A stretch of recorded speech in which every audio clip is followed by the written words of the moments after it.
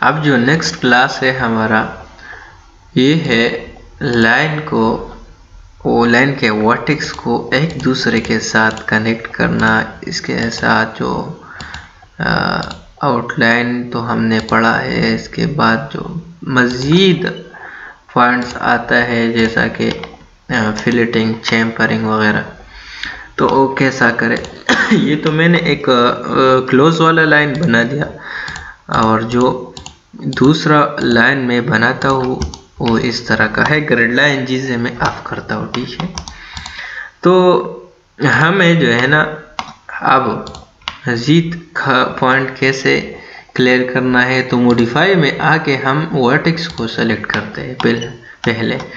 यानी मतलब बात जब आपकी वर्टेक्स के साथ हो रही है तो आपको वर्टेक्स में रहना होगा। तो अब मैं पहला चाहता हूँ कि इसको मैं कनेक्ट करूँ एक दूसरे के साथ। सिंपल कमांड है, नीचे आओ आप, यहाँ पर आप कनेक्ट जो कमांड है उसे देख लो।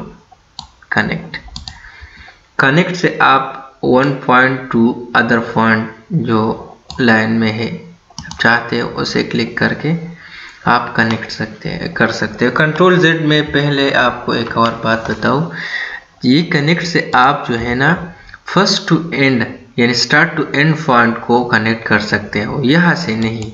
यहाँ पर जो है सिंबल या आता है और यहाँ तो आता ही नहीं, क्योंकि ये ऑलरेडी कनेक्टेड है दूसरे के साथ। ठीक है, जो कनेक्ट नहीं है उसके साथ आप कनेक्ट कर सकते हो। बाद में दूसरा पॉइंट भी आ गया जो हमने प्रीवियस लेक्चर में बताया कि इस पॉइंट को मैं इसके सीध में लाना चाहता हूँ। तो मैं ये चाहूँगा कि आया मैं ये पॉइंट जो है इस तरह सीधा करना चाहता हूँ या इस तरह। ठीक है, कंट्रोल Z। तो अब मैं जो है ये इसी तरह से सीधा करना चाहता हूँ इस एक्सिस पर, जो x है ना, तो इसके x से मैं कॉपी लेता हूँ। अब ये है, ये अपसेट फॉर्म में है, ऑफसेट फॉर्म में आप ऑफसेट मूव ट्रांसफॉर्म टाइप है।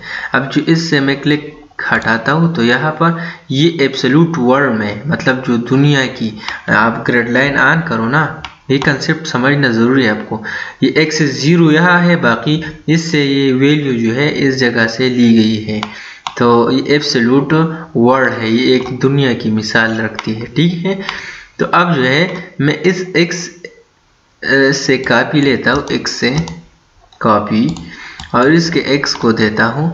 तो एब्सोल्यूट दुनिया में मैं तो सारे व्यू में लेना चाहता हूँ ना, इस तरह ये बराबर हो गया। ठीक है, लेकिन जो अदर पॉइंट है यहाँ पर ये क्या है, किस तरह काम करता है, तो ये आप देख लीजिए, ये भी एक पॉइंट सामने आ गया। राइट क्लिक करके आप देख सकते हो ये बेजियर एंड कॉर्नर है।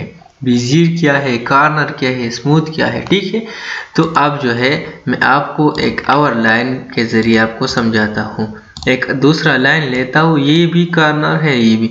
अगर ये स्मूथ या बेजियर है तो इसका मतलब ये कि सारा सिंपल क्लिक करते हो तो ठीक है, जब आप क्लिक पर होल्ड करते हो तो आपका लाइन जो है स्ट्रेट नहीं होता, ये स्मूथली आता है।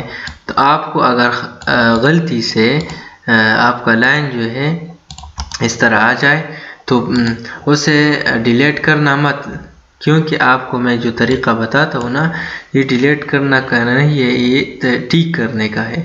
वर्टेक्स के आप आओ, जब आप इस वर्टेक्स पर क्लिक करते हो ना, आपको कुछ पॉइंट्स देखेंगे, तो आप देख लीजिए ये जो है।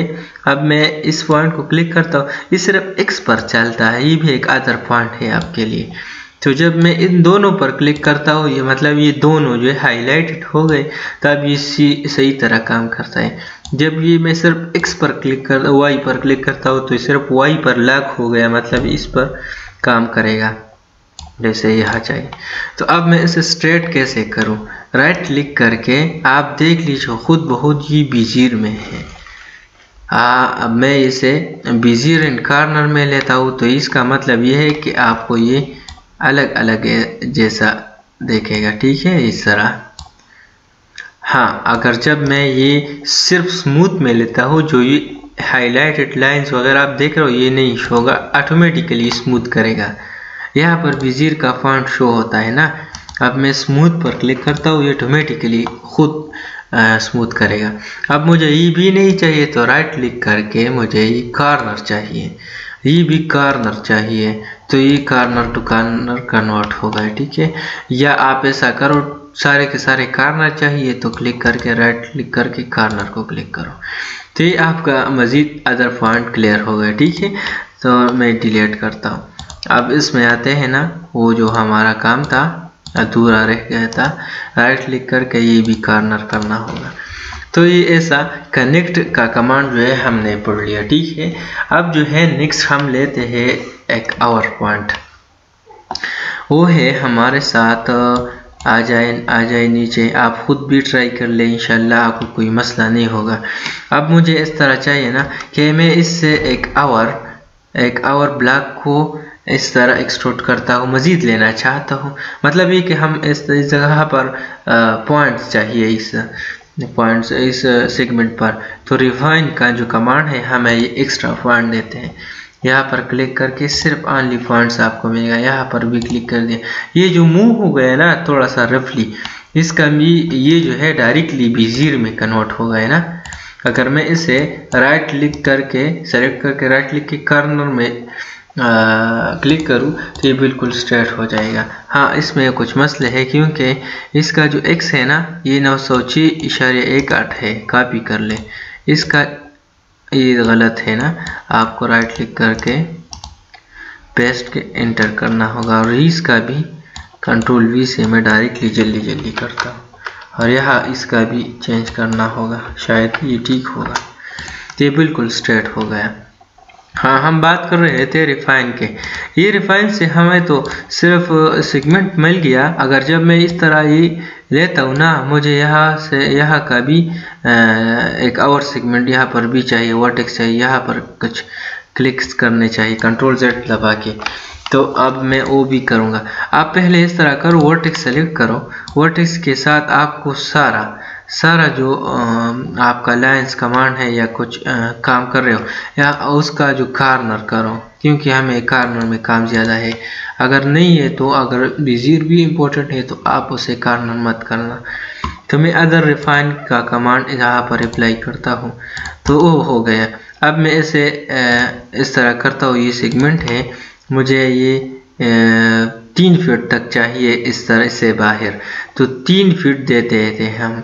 ऑफसेट फॉर्म में चले जाते हैं और x पर मैं 3 फीट 36 इंच 3 और फीट भी लगा दो, एंटर क्लिक करके आपका 3 फीट तक ये मूव हो गया।